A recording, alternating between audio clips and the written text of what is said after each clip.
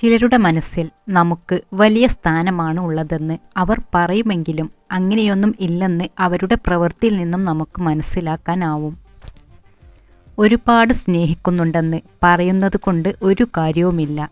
അപ്പുറത്തുള്ള ആൾക്കു കൂടി തോന്നണം താൻ സ്നേഹിക്കപ്പെടുന്നു എന്ന്.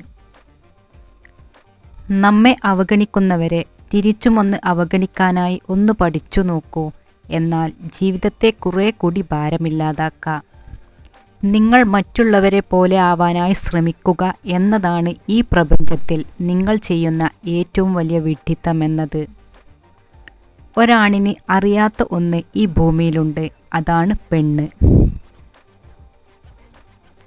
ചിലതൊക്കെ ശീലമാക്കുമ്പോൾ നമ്മൾ ശ്രദ്ധിക്കണം. ഈ ശീലങ്ങളാണ് നമ്മുടെ ഭാവി നിർണ്ണയിക്കുന്നത്.